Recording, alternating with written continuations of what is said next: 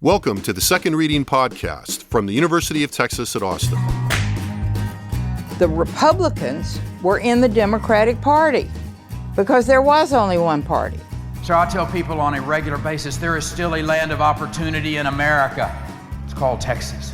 The problem is, these departures from the Constitution, they have become the norm. At what point must a female senator raise her hand or her voice to be recognized over the male colleagues in the room?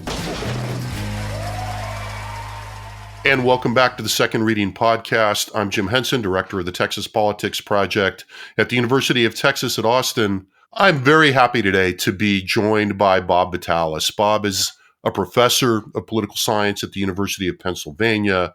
He's an old friend and colleague, I've got to stop saying old. He's a longtime friend and colleague. He is the author of 4 books and many articles and essays that don't fit neatly into academic categories, which is one of the things that I've always admired about Bob. His most recent book, published in 2020, and I believe recently out in paperback, is called Oilcraft, the myths of scarcity and security that haunt U.S. energy policy. That was published by Stanford University Press. That book is a relentless assault on all matters of perceived thinking about U.S. energy policy and more broadly about how public figures, including elected officials and intellectuals, think, talk, and make policy, particularly where oil and gas are concerned. So I'm thrilled to have Bob here as some of the politics around the Russian invasion of Ukraine unfolded. I thought immediately of Bob, and I'm really pleased that you're here, Bob. Thanks for taking the time to be here. I know you had to teach class this morning. How'd it go? The class was great, but it was a much less interesting topic: the Arab-Israeli conflict. So, which no longer matters as far as I can see. So. Yeah, it hasn't aged well, I guess. I don't know. It's weird. So, as I said, I'm really glad you're here. Let's dive into it. There are multiple points of entry for this, as we were discussing offline. One aspect of what's happening in Ukraine as we speak has been oil supply, and it's been a much discussed factor in the U.S. response and in the NATO response to everybody's response, really, to the Russian invasion of Ukraine. The Biden administration has declared I guess what will be an eventual ban on what they're calling Russian oil entering the U.S. So I want to just give you a chance to swing away at the outset. When we were talking about this, when I invited you, you said, yeah, there's like a million things out there. So just start with what's really stuck out to you in this discussion. Okay. And that's true. What I've been most interested in, I'm a professor, right? And that's a good thing and or a bad thing. And we could just study what we like. So what I'm really interested in, after having written that book that you led with, is basically people's beliefs. And what I would either call kind of crazy beliefs about oil security or oil scarcity, or we could be more formal about it and call it the factitious beliefs that people hold about these things. So as the crisis was gearing up, I started kind of cataloging how people were talking about the oil war dimension of this conflict. And no one has actually called it an oil war yet, except for people, as far as I can see, on the radical left or the far left, who believe every aspect of U.S. foreign policy across the globe has some connection to oil. But that said, you could think yourself about what we've been hearing. Well, one discourse that comes powerfully back into play, and it's relevant to Texas, is this vision of energy independence, right, as a goal of U.S. foreign policy. Now, that's been the goal of U.S. foreign policy ostensibly for every president since the so-called oil price shock or oil crisis of 1973. Now, and what's impressive about that is, if that's been a goal of every president since 1973, but they're not doing too well on it, because here it is, 2022, and we're still talking about it, right? The basic answer as to why they're not doing well on it is because it's an impossibility. It's like a political discourse with no real meaning. and significance. But nonetheless, it's getting evoked again. Now we have, and I'm treading on thin ice when I bring this up because again, I realize I'm talking to Texans, and I don't know if you remember this, but we first made our acquaintance in 1987. And in 1987, when I first came to Austin, Texas to teach at UT, we were in the midst of this disaster. Oil prices had collapsed. And, as a young graduate student who's just getting his first job, I had no retirement account to speak. I had no retirement account. So the thing was irrelevant to me. But every one of our colleagues, they were going to throw themselves out windows because so much of so much of the UT retirement account system, the investments of those mutual funds and so forth were invested in the oil industry, right? And UT's own endowment is dependent on oil. So that price collapse was a real wake up call for a lot of people, right? So that's the old days of, or one version of the old days of energy price collapses when no one's talking about energy independence. At that point, they're talking about trying to get the prices up. So I realize now, speaking to Texans who depend, yes, you have to pay for oil when as consumers when you're going to the gas stations, but much more important, you're an oil state. You, California, and a few others are oil states that depend on high prices to pay the school system, to pay all sorts of things. So when we hear the domestic industry and its spokespeople and its Congress people talking about energy independence today, and or bashing Biden, right? And I'm sure this is going on in Texas among the Republicans. I mean, Biden's being blamed for the oil price rise, right, that we're now experiencing. And there are plenty of spurious ways to make that claim and defend it. And what the domestic industry has said is Biden has tied our hands, right? So what are the examples they use? Biden closed down the Keystone 2 pipeline. Biden stopped all new leases in Alaska, et cetera. And these are pointed to as the reasons why oil prices are going up. Well, we could spend hours talking about this, but that's just nonsense. Right? It has had nothing to do with the price rises that we're experiencing. But what it does confirm is that political interests and economic interests deploy these kinds of arguments at key moments in order to advance their own fortunes. So sure, it would be great if, for instance, a whole new set of subsidies are developed for the domestic oil and gas industry. None of that will lead to more oil production in the next 3 months or 6 months or 12 months, right? And I just want you to think back to the fracking boom of a few years ago, and then what happened during the pandemic, right? When oil prices again collapsed, future prices were in negative numbers, for the first time. And we know the answer as to why there's less oil, or why the fracking community and the shale community, other oil producers, are not producing a lot of oil. Prices were too low. Both prices were too low, and the financial sector that funded, right, the production of various firms in Texas and elsewhere. And I tell you, I have graduate students. Now, these were Wharton graduate students, not political science graduate students, who took their degrees and immediately started investing in a well or two for the last fracking boom. But what was clear was it wasn't going to last, right? So we know basically that the oil industry needs a certain price below which they're going to shut down their wells, and below which finance is not going to loan money.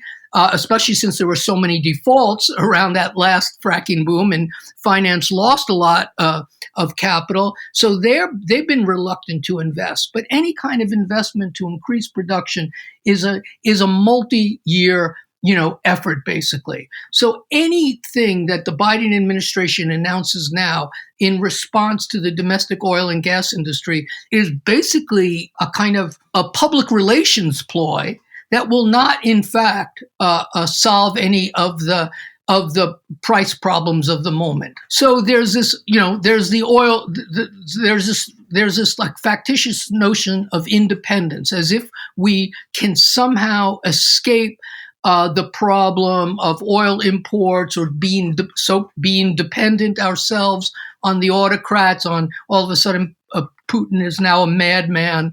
We don't want these things. But the real important point is that we will never be able to escape the issues that we're now suffering through. So higher prices of oil, whether or not we're importing 5%, 15%, 18% of oil consumption, it's irrelevant because the price is set on a world market. And Texas sells its oil, exports its oil, right, on that same market. So prices are increasing everywhere. Right, that's the other kind of funny argument. I don't know what it looks like in Texas, but if you drive to gas stations now in Pennsylvania, there's a little sticker, and it's a sticker of Biden, and his fingers pointing to to that part of the filling station pump that indicates the price, and it says on the sticker, I've done this. Okay. So this idea that it's Biden's fault that the price is going up, right? And then, and all one needs to do to reverse that is to recognize that the same price increases are affecting consumers in Europe, in Asia and everywhere else. And unless you think Biden's caused those price rises as well, you've got a problem. So the takeaway here is there is no independence in the world oil market. There's no way to insulate ourselves from price increases, which is what we're stressed about now, unless we erect a whole protectionist regime, right? Ban oil imports and set price controls in the United States. And I guarantee you, no oil producer in Texas wants to see price controls again as they existed in the 1970s and until the Reagan administration emerged. Well, now hold on a second. I just want to qualify that. They might not want price controls, but of course, Texas was the model for OPEC, meaning the Texas Railroad Commission. So there has been a level of coordination of production in Texas for the longest time, right? To try to secure a reasonable price for that oil. And right now, it kind of doesn't matter what the Texas Railroad Commission does because oil prices have skyrocketed. So it's obviously a boon for West Texas and other places. But it has really, Biden has had nothing to do with it, though the Republicans have been running with this now for the past weeks. It struck me when we talk about a subject like this, and in particular with oil, that the market that in some circumstances is given superhuman powers seems readily ignored in other circumstances. And talking Right. about that political agenda, I mean, the other game that is very much afoot, certainly in the state right now, which is connected to the energy outages here last year, is that this is being taken as an opportunity to blame, the adjunct of blaming Biden is blaming too much attention to climate change into alternative energy, Mm-hmm. right? Yeah, well, because I'm sorry, I'm laughing, but because of the crisis, right? All of a sudden, anyone who was arguing for a turn to renewables, et cetera, is now on the defensive. Yes, we need this, right? But climate change is going to have to wait. And of course, here's the problem: it can't wait, right? But that is certainly where the kind of political thrust of argument is now, and it's drowning out any other possibility. Like, isn't this high time for a new round of conservation, renewables, and so forth? Yeah, and actually, no, not right now. Yeah, it's running. Here I can attest to the fact it's running in the opposite direction right now. That the current instability in the market is fueling those that for the last year have been blaming the failure of the grid, ironically, on the unreliable, the lack of reliability of renewable resources, for which there is very little to, almost zero evidence. Well, evidence doesn't. Right. Well, who Yeah, needs I know evidence? it's quaint that I mentioned that, but I felt like I should, and it's permeating, all levels of the discussion. So, and much of this is going on out of the public view, and not because necessarily it's being done secretly, but because it's complicated and it's just the grinding of the gears of regulatory policy in the state. But, you don't have to dig very deep into most of the proposals about how to re-engineer the electricity market in a way that will hopefully avoid future blackouts, at least ostensibly. That's being taken as an opportunity to, push back against all of a lot of the progress that had been made on renewables over the last 15 years or so. So go ahead. No, I was just going to tell you, it's just an aside. It's great talking with you, but if you really want to talk to someone who knows this subject, and especially the electricity markets inside out, Leah Stokes at UCSD is basically God. She's amazing. She's got her own podcast. At some point, you should look her up and consider, bringing her on, because she's really serious about issues of conservation, et cetera. And she knows her stuff. The engineers respect her like crazy. So. And that's hard to do, really, because there's a lot of noise out there. That's great. Noted. So, So let's talk about Boris Johnson going to visit the Saudis. Okay. Well, and just a flag for listeners, as Bob and I are recording this on early Wednesday afternoon, Boris Johnson is in the Gulf, scheduled, like he landed in the UAE and then was meeting with representatives of the Saudi government today to talk about, presumably, although we'll see what Bob thinks of this, the Saudis increasing production, which seems like a long shot to me, but. This is one example of a long history of one leader or another going to Saudi Arabia and asking for either, increasing production, or back in the late 80s, when the oil prices collapsed, the first Bush administration went begging them to produce less oil, right? So as to prop up prices. Here's the problem. There's two problems. We have no evidence that the Saudis have ever responded favorably to any request of this sort. I would invite you to try to find examples of this. People assume that the Saudis do certain things for the United States around energy markets, et cetera, around oil pricing, but I've yet to find any clear evidence that that is true, or that the Saudis have done anything they wouldn't otherwise have done at a particular moment. But they're certainly going to try to milk it for all it's worth. So, for instance, we have talked about whether President Biden should go to Saudi Arabia now and try to get the Saudis to increase production. And Mohammed bin Salman has already laid out some conditions, ostensibly, in return for upping production. And you can't see my scare quotes because it's not clear to me that they would ever actually up production. And it's not even clear that they have the capacity to up production at this point, because the Saudis exaggerate their spare capacity. Typically, and most serious analysts think they're really producing at near capacity. One of the reasons we know this is that Saudi Arabia and other OPEC producers have not actually been able to make the quotas they gave themselves, in their last OPEC plus agreement, which means they should be allowed to produce more oil than they can without a threat to the price, but they're not being able to do it, right? So that's an argument. You could either imagine they're all colluding to keep the price sky high, or a more reasonable answer is that they, spare capacity or increasing capacity is a time-lagged process.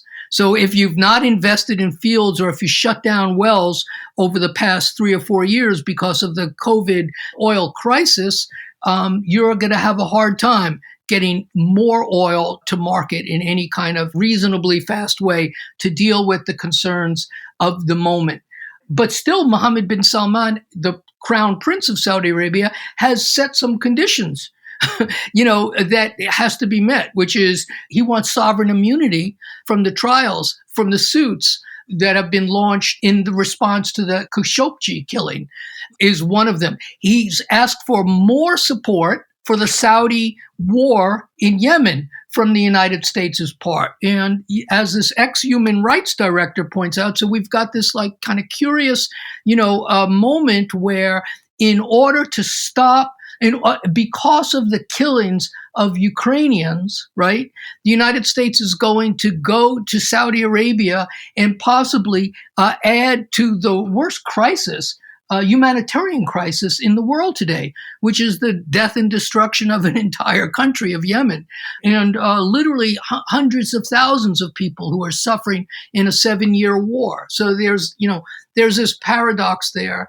But anything, Jim, I hate to say this, but I am cynical. All the moves, well, we're going to talk to Maduro, right, maybe get Iranian production back online, talk to Saudi Arabia. This is political posturing because it will have no particular impact on the market, save, I guess, in the perceptions of oil traders and future traders, possibly imagining that there's going to be, a release of increased production down the road. But it's highly unlikely that we're going to see that there's anything the United States can do that's going to alter the price that the world is paying at the present time. And as you know, better than most people, those oil prices matter a lot in terms of the coming midterms and so forth. That's what's really scaring the Democrats. Yeah, so that leads to a big question that falls out of this that I wanted to ask you, because it cuts in some ways to the heart of your book. I mean, how do you separate out, other than the way that you do it? I mean, through careful voluminous reading and interpretation.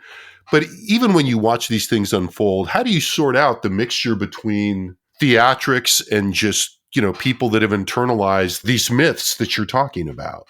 I mean, so when you're talking of, you just sort of described this sequence of events in which, the United States is going to, or the Brits, call whoever you want are going to go and engage in this negotiation with, the Saudi leadership, with the Venezuelan leadership, with whoever they can negotiate with.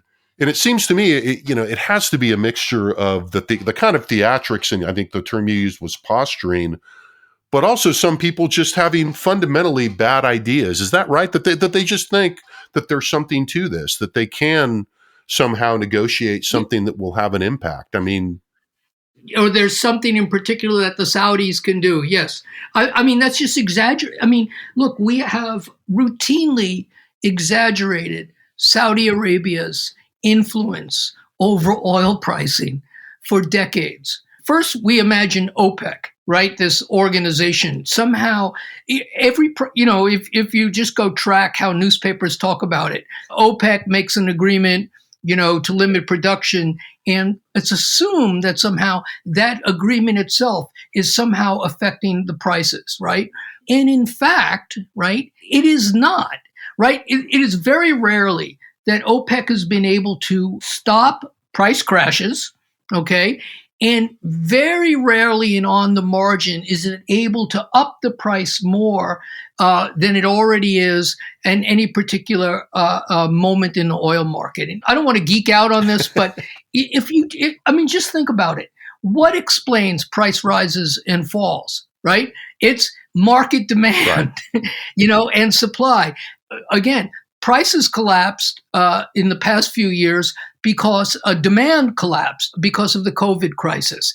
Now, prices are going up as the COVID crisis abates, correct? And what do we know? There's inflation. Why is there inflation? Because there's, demands chasing too few goods in all sorts of markets. So if we were to look at the pricing for any other commodity, forget just primary commodities. If we were looking, think about the price of cars, right? Or any other consumer durable or non-durable, we're going to find out that prices are rising in all those commodities.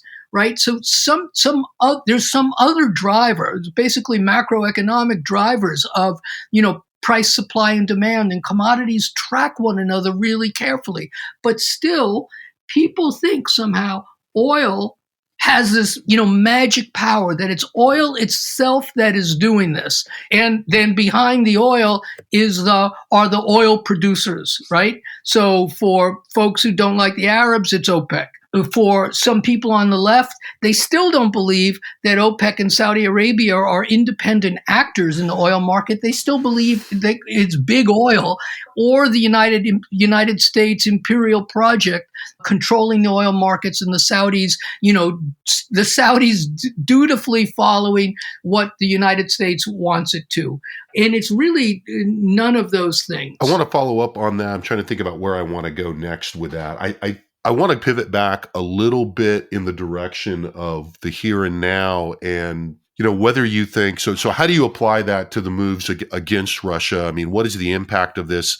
It strikes me that it's going to be hard to completely cut off, if this is really the goal, any market for Russian oil because of the power of the market forces you're talking about, and because of certain reluctance to really make that happen, right? Yeah. I'm hesitating here for the following reason. That sounded more like a statement than a question, but it was an honest question. No, I get it. There's a couple of things I want to say about this. First, let's stop and just think about what this moment teaches us. There are many things that this moment can teach us, but let's think of one thing, because we're now aware of it. If you have to go to Maduro, or if you have to think about renegotiating the nuclear agreement with Iran in order to get Iran production back on the market, right? What do we conclude from that? That one of the major sources for the failure to produce oil at the level that that consumers wanted is the United States itself. I'm not saying that in a smart way. So let me reframe it. The United States is one of the main forces limiting the amount of oil that's on the world market at any particular moment, right? We've sanctioned Venezuela. We've sanctioned Iran for decades. We're sanctioning Libya, et cetera. These were all oil suppliers, right? So any notion that the United States is, what people believe is the United States is in the Persian Gulf, in the Middle East, exercising its power in order to guarantee the free flow of oil at reasonable prices. Well, that generalization that President Obama has made, and every other president except Trump, he's talked about it indifferently, but every claim about the United States being this like kind of force to smooth the free flow of oil is contradicted by the fact that the United States is the force that is reducing, the oil available on the world market. Now, you can make a wrong conclusion about this, and you can make a right conclusion about it. The wrong one is it's the United States is really trying to keep the price up, right? And that's a gift to the oil firms, and in return, in the arms industry. And there's like this conspiracy between big oil, arms, and the United States to keep oil prices up, and then have more wars and sell more arms. I don't think we have good evidence for that. Correlation is not causation.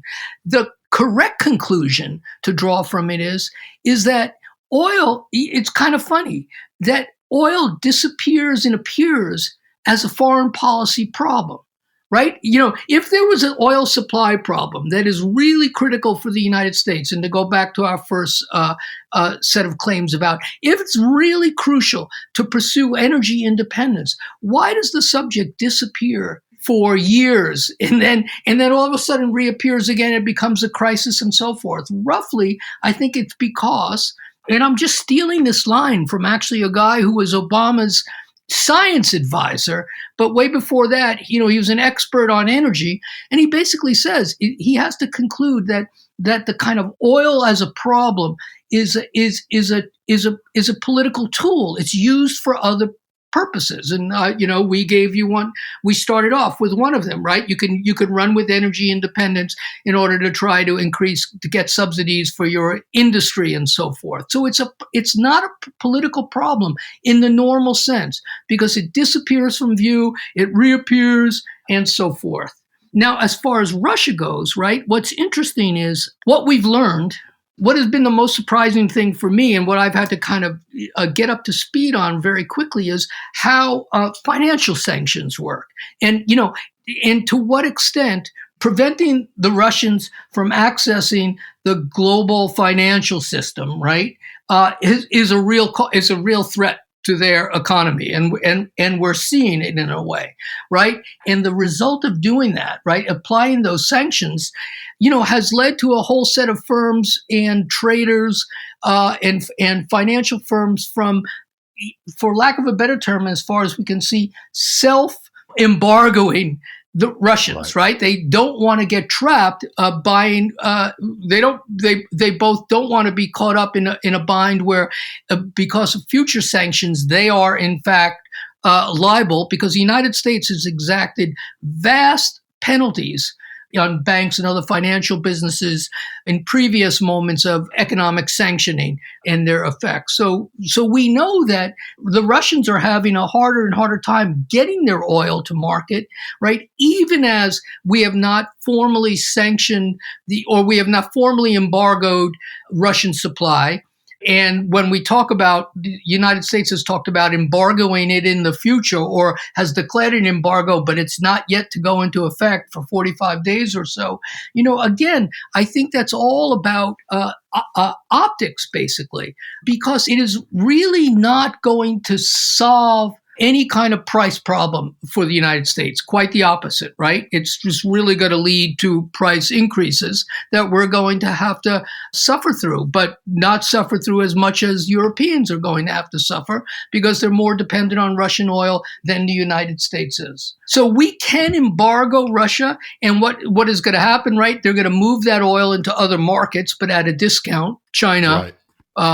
For instance, every country that's been sanctioned in the past is still getting a certain amount of their production into market, but that just means a whole lot of inefficiency, middlemen, right, smaller profits for the producers themselves, and vast rewards for the shady guys who are selling it in various ways. So some production will continue. It is possible to reduce purchases of Russian oil as a further, kind of a sanction on it. We're going to run out of time soon, but I want to give you the opportunity to talk a little bit about another longtime theme in a lot of the work that you've done that has kind of come up a little bit, or I think implicitly here. And I'm wondering, and I want to talk about race a little bit. I mean, you've been very persistent during your career in pointing out the play of race as a formative factor in both policy and about thinking in international relations. One of the themes that's been bubbling under the humanitarian disaster that is unfolding in Ukraine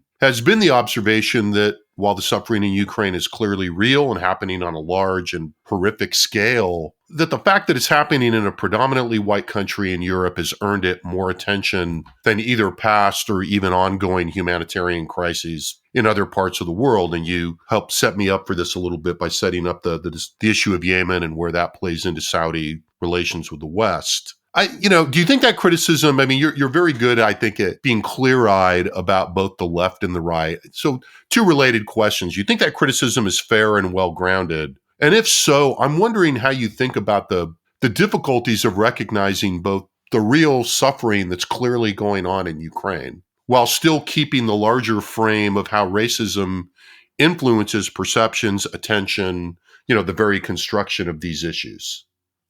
There is no doubt, right, when you hear newscasters clearly, say the quiet part out loud. Yes, I mean, God, this is different. This is a white country. These people look like us. I believe the phrase of art is the heart of Europe. All right. But, and they have Netflix accounts, not like Syrians, et cetera, or they're not from the third, they're not the third world, et cetera. Right. But they've used civilized, they've used look like us. Sure, that exists. Does it explain the kind of policy we're pursuing? I don't think so. It's not because they're white that we're supporting the Ukrainians at the present time. They happen to be, right? The Ukrainian story is in the news now. And partly, this is not my area of expertise, but it's partly in the news because it's a news story, right? Yemen has been going on for 7 years or so, right? But I guess we can step back and say this. There's a kind of tendency. I've been guilty of it in the past, that I'm rethinking now, but this idea of exposing a government for its hypocrisy, right? So there's the idea, how can the United States be for Ukraine but be against Palestine, right? As if somehow any government, right, is going to pursue the principles under which they articulate certain policies, right, above all else. But there's like an intervening variable that goes a long way to explaining the differing responses to Yemen or Palestine or Syria and so forth, which is other countries' allies or enemies of the United States, right? I mean, that's the explanation, right? And they're not against Venezuela or Iran because we perceive them as a different race or because they're Muslims and so forth. So some people believe it. They are enemies, reasonably or no, because they are countries that are acting to resist, right, or challenge American preferences for how the world is ordered. It seems pretty straightforward, and I think that goes much farther. That helps us to understand the problem much more than sort of saying it's just darker people, et cetera. And, since I do Middle East politics, it's a lot of my friends are concerned about this particular problem, or, friends whose families are still in Syria, et cetera. Yeah, I just don't think hypocrisy gets us. I think hypocrisy is a way of making ourselves feel better because we don't really expect countries to, deploy a set of principles, to hold up the set of principles themselves as the first order driver of any particular policy. So that raises another set of interesting questions. And people in the studio are going, they're never going to stop, but I'm going to ask it anyway because, and it does sort of touch on work I think you're doing for your next project. And, the idea of the perception of national interest in a sense, or U.S. interests, is a huge, I think you called it an intervening variable and is a big driver of reactions to this. But with Russia, there is some noise on the lines. And I know that you've been listening to the work of and reading the work of some of these emergent figures that have emerged on the right. And Russia has occupied an odd space in that, just to be frank, as a result of both Trump and what is widely, I think, and maybe even correctly being seen as a kind of illiberal turn in some corners of what we used to think of as conservative activists in the country. So how does, I'm wondering how you're making sense of views of Russia and how this affects this and how it plays out in politics. Well, it's a big, generally airy question, but I do know you made the mistake of telling me you've been looking into this stuff, so I want to ask what you think. It's interesting to me, right? So this is, I mean, everything I say is provisional, but this is really provisional. But I was talking about this with my foreign policy seminar the other day. If you want, the MAGA right or the radical right, the Bannonites, et cetera, are kind of quiet about the war. Because I think there's this understanding, right, that popular opinion is against what Russians are doing. And you would have expected to see more outright support, right, or defense of Putin as the strong man, et cetera, than we're actually seeing. So my favorite, Sebastian Gorka, is a case in point. Gorka's from East Europe. He himself, has opposed the war. He doesn't think this is a good idea because he remembers what happened to his own country, in earlier days with the Soviet Union. So there's no defense of Russia by a guy like Gorka, but there's an attempt to kind of blame Biden for the war itself, to try to turn it into yet another cudgel to beat up Biden on. And Bannon's doing the same thing. Bannon's basically saying the United States is now at war with Russia.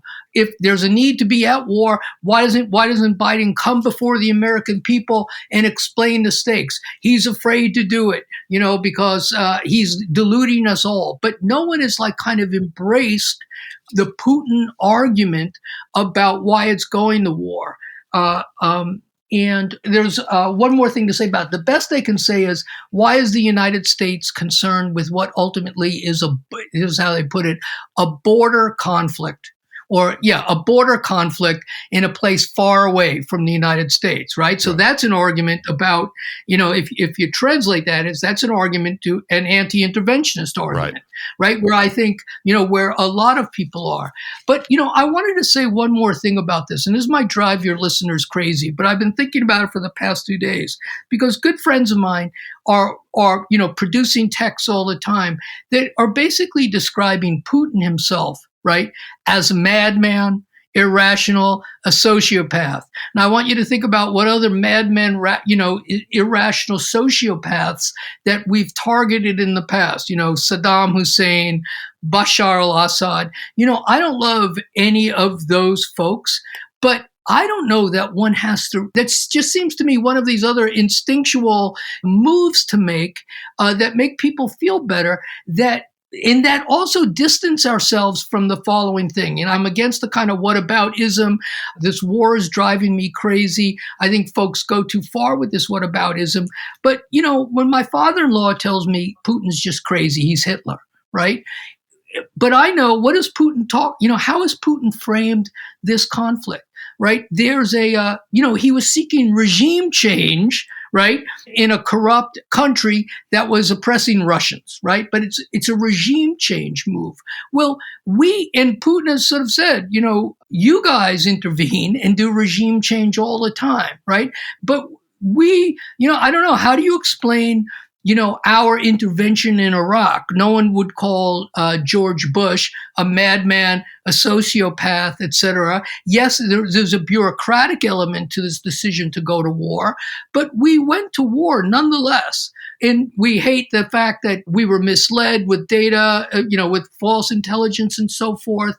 But this kind of demonizing Putin as a madman or a Hitler, it really, I think, is a problem, basically, because it doesn't seem like so mad or crazy to me, whether I think this is a reasonable policy or not. Sorry, and I realize we went off on a tangent, but it's kind of driving me crazy. Well, I think it's, I was having a similar conversation with somebody recently along those lines, and it's not helpful.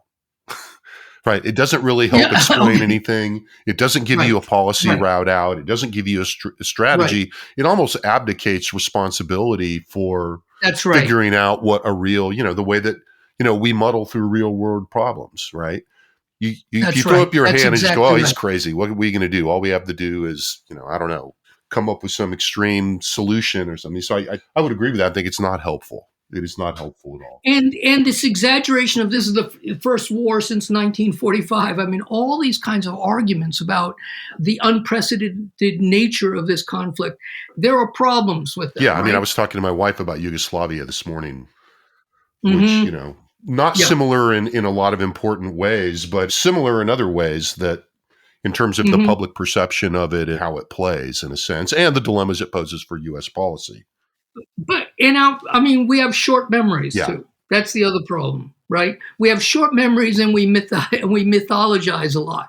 To get back to our subject, and we can kind of end there, we think we understand what happened in 1973 in the oil crisis. And every story about oil today in 2022 has evoked 1973 in one way or another. But the understandings of that, they're just like little set pieces at this point, rather than, clearly thought out, evidence-based understandings of a past moment. They're more like imagining the Revolutionary War and Paul Revere's Ride, or the Boston Tea Party and things like this. These set pieces that really don't have a lot of validity. It's not the way it actually happened, etc. So that's a moment that occurred 50 or 60 years ago.